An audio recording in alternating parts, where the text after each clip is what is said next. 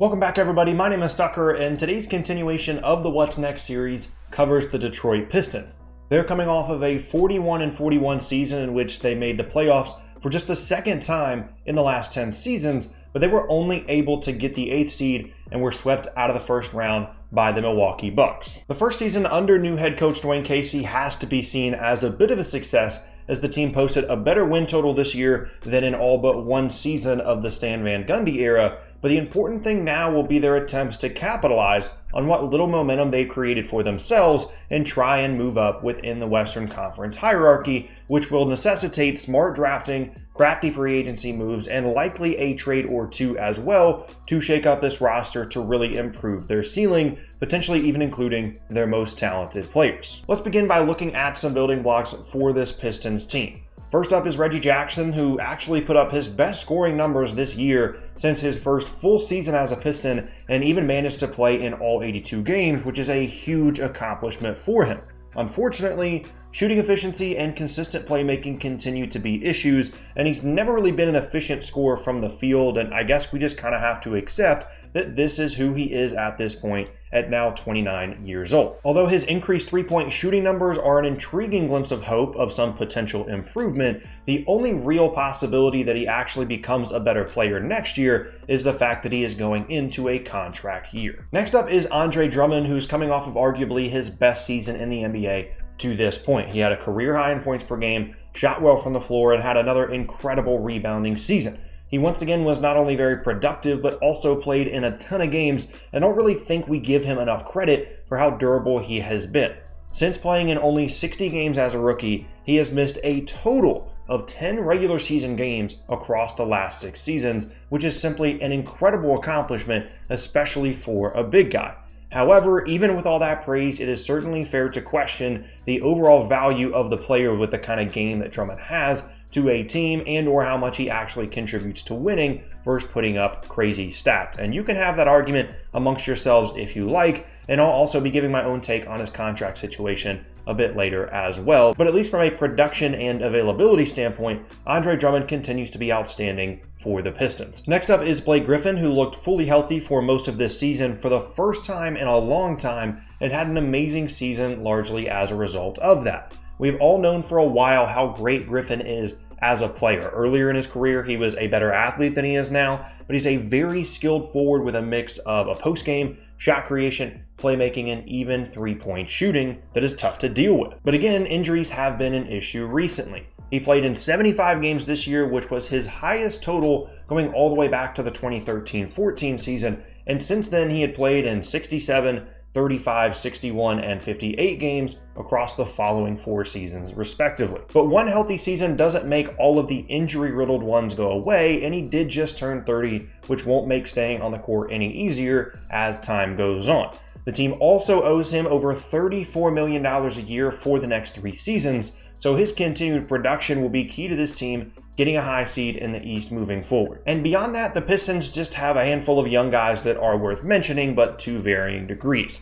The first is Luke Kennard, the former lottery pick that has largely become a shooting specialist with some occasional playmaking responsibilities, and that's honestly probably what he's going to be for this team for the foreseeable future. And that isn't a bad thing. That kind of role is exactly what has made players like JJ Redick both a lot of money and extremely valuable to their teams over time. But Kennard has a ways to go before he becomes that level of a player, though his shooting numbers over his first 2 seasons are strong indicators that that will continue to be a strength. Beyond that, it's basically just Thon Maker and Bruce Brown, neither of which really excite me. I mean, if you're still on the Thon Maker hype train bandwagon, then I give you credit for sticking with it, but this guy just hasn't shown nearly enough to validate not only the expectations some fans have put on him, but also his own expectations for more minutes on his former team. He's young, has great physical tools, and a bit of skill, but the possibility of him ever reaching anything close to the kind of potential that many people have in mind for him is slim at best, and I think now would be a good time to collectively temper our expectations for him and just accept that he is a lower rotation big at this point until proven otherwise. And for Brown, it's pretty simple. He had an okay rookie year, should be a solid defender, but really won't be much value to this team or any team in the rotation until he shows improvement in his three-point shot. Obviously, he still has time to do that at just 22 years old, but that's really where it starts and ends for him in terms of his future with the Pistons. Moving on now, it's time to cover the draft where the Pistons hold the 15th pick, and really there's one name in particular that I would take a look at and highlight for this team, and that is Nasir Little. This is a player that I haven't really mentioned a ton when talking about teams that hold picks in a similar range that the Pistons do, and there's a reason for that. I'm really not a big fan of him or his game in college, which might sound a bit strange, but just give me a minute and I'll explain. So Little is currently projected as a mid-first round pick after an up and down but largely underwhelming freshman season at UNC after coming in as a highly touted high school prospect. However, he didn't get a reputation as a really big-time recruit until late in his high school career, so even though he didn't show a ton of production in college, many people are high on the possibility of him being a late bloomer once again in the NBA. He has the physical tools and athleticism of a strong defender at the pro level as well, which not only gives him a ton of upside, but also is something that the Pistons definitely need. They traded away Stanley Johnson for Thon Maker during the season, and they are really lacking athletic, defensive-minded wings that can also shoot well from three, which is why Brown got as many minutes as he did as a rookie despite his limited production. Now, for me personally, I don't really like Little's chances of putting it all together from a skill set standpoint to become a good 3-and-D wing, but there is a lot of potential there that could really help this Pistons team if he develops properly, which makes him a good target for them to try and take a look at with the 15th pick. Moving on now, let's take a look at the free agency situation for Detroit. As of right now, they're sitting at $116 million in team payroll for next season, which puts them a few $1,000,000 over the salary cap and with no real way other than salary dumps to get under the cap. And that isn't a great situation for an 8th seed playoff team to be in. The biggest reason for this is that they're paying their big three of Griffin, Drummond, and Jackson a combined $79 million next season, while also paying John Leuer and Langston Galloway a combined $16 million next season. That puts them at almost $100 million just for those 5 players, and it isn't the most inspiring 5-man group. Now, although they don't have cap flexibility this offseason, the good news is that they have a ton of contracts coming off the books in 2020, which will get them over $30 million in cap space for that offseason if they don't take on any long-term money this summer. And realistically, that's probably going to be their best option. They have to either decrease their payroll or increase their standing in the Eastern Conference, or ideally both, and they don't have a ton of avenues for improvement, so shedding money in 2020, drafting well, and bringing in some complementary players around Griffin and Drummond, and also a potential point guard replacement in free agency for Reggie Jackson, that offseason would be a good route to go. It's pretty clear at this point that unless they get an absolute steal in this draft this year, or one of their young guys has some huge jump in development that nobody sees coming, the ceiling of this Jackson, Griffin, Drummond core is about what we saw this season. Jackson was finally healthy and was still the player that he's been over the last few seasons and is approaching 30 years old. Griffin is now 30 and probably maxed out his production this year, and although Drummond is the youngest of the group, I can't imagine him getting that much better either. This team simply doesn't have enough high-caliber role players and complementary options to build up their largely subpar big three, and that formula is going to continue to result in borderline playoff contention year after year without some big changes.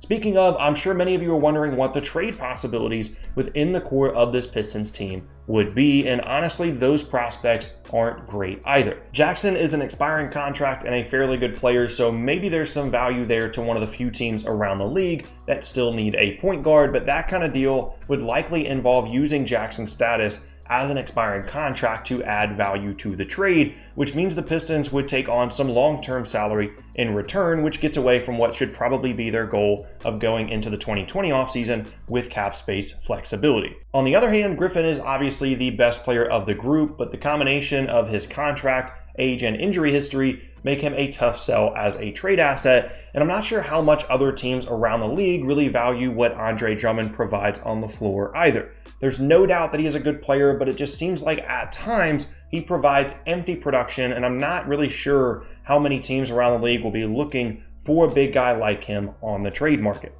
Maybe a deal will take shape with Jackson that allows them to get a better player in return for him that's on a longer contract in exchange for the cap relief of his expiring, or possibly a deal could be used where Kennard goes elsewhere for maybe some veteran wing help. But in the end, there really aren't many things that the Pistons can do to help themselves in an immediate sense. It isn't that they're an awful team or even in an awful situation. They're a borderline playoff caliber team with Griffin as an all-star and Drummond as a good young player, but there just isn't a high ceiling with this current group, and they're stuck paying those two guys pretty high salaries for the next few seasons without much possibility for a trade. They really don't have a clear path at all to becoming a top 4 team in the East, but they can at least make themselves a bigger threat by waiting for some cap relief in 2020 and using that space to build up their wing and guard rotation while also drafting some good young talent. And that's about the best they can hope for at this point. And there you have it. That is going to be the end of today's video, and I thank you all very much for watching. Once again, my name is Tucker. If you missed any of my previous videos, then be sure to check out the boxes on screen. Thanks again, and I'll see you all next time.